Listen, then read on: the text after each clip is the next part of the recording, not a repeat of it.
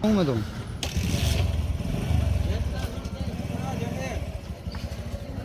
SHO साहब आए हैं यहाँ पे, दुकानदार जो हैं वो भी सारे इकट्ठे हुए हैं और होना भी चाहिए। अगर पुलिस कार्रवाई नहीं कर रही है तो एसएचओ साहब ने हमारे को संतोषजनक मतलब कार्रवाई के लिए आश्वस्त भी किया है। टीमें भी, साइबर की टीमें भी लगी हुई हैं और टीमें भी लगी हुई हैं, 2-3 टीमें गठित कर रखी है और ये बिल्कुल इसके नज़दीक हैं और वो मामला एक बार ये आउट नहीं करना चाहते।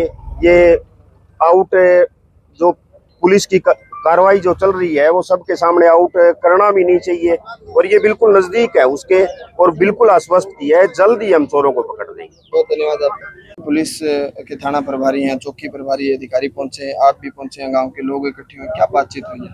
ये बातचीत ये हुई है जी, चोरी हुई 27 मई को और आज काफ़ी दिन हो गए। ये कोई संतुष्टजनक जवाब नहीं दे रहे थे, इसलिए दुकानदारों ने पहल की है कि हम सभी दुकानदार इकट्ठे होकर के और धरना प्रदर्शन करेंगे। और इसके अंदर अब भी एसएचओ साहब आए हैं। एसएचओ साहब ने ये आश्वासन दिया है कि हम जल्द से जल्द आपके सामने चोरों को पेश करेंगे। ये 3 चोरियां लगातार हुई है, एक ही गाड़ी से हुई है। पहले तो कोताना गांव से बलवंत कस्बा की बकरी उठाई गई थी और उसके बाद ये यहाँ से 1.5-2 लाख रुपए की बैटरियाँ वगैरह उठाई गई थी। उसके बाद गुड़िया खेड़ा में बकरियाँ उठाई गई थी। ये एक ही गाड़ी है, एक ही नंबर है और वो चोर कौन है ये पता नहीं। पुलिस वालों ने ये आश्वासन दिया कि आप हमें थोड़ा टाइम दो, हम इसको जरूर पकड़ेंगे। चलो, कहीं न कहीं लग रहा है पुलिस की बात पे आपको यकीन है भी हो जाएगा। विश्वास तो करना ही पड़ेगा, विश्वास तो हमें करना ही पड़ेगा। हमारे पास और इलाज क्या है? विश्वास तो करना ही पड़ेगा। विश्वास करेंगे तो ये भी थोड़ी मतलब आज पता लगा इनको कि भी ये लोग जागृत है, तो इसलिए ये थोड़ा दबाव में चलेंगे। ये काम नहीं हुआ तो 10 दिन बाद फिर धरना कर देंगे। जैसे ही हमारे को पता लगा कि गांव के जमाल गांव के कुछ व्यक्तियों ने आह्वान किया है और बाजार बंद करने का भी आह्वान किया हुआ था, जिसकी सूचना पे हम मौके पहुंचे और ग्रामीणों से बात की थी। मौके पर प्रतिनिधि सरपंच ओम प्रकाश जी और अन्य गणमान्य व्यक्ति बैठे थे, इनसे ही बातचीत की है। बातचीत करने से पता लगा कि भाई जो इन्वर्टर बैटरी की चोरियां हुई हैं इनके बारे में बातें करनी थी और उसके बारे में सफल नहीं हुए, उसके बारे में लोगों की जिज्ञासाएं थी, उस बारे में हमने बातचीत की है बैठ के। नहीं, जिस तरह की घटनाएं हो रही हैं, कहीं नशे से प्रेरित लोग कर रहे हैं या मतलब प्रोफेशनल चोर हैं जो इस तरह की घटनाएं कर रहे हैं? इस बारे में अभी कुछ कहा नहीं जा सकता, लेकिन देखने से लगता है कि भाई नशा करने वाले भी व्यक्ति भी संलिप्त हो सकते हैं।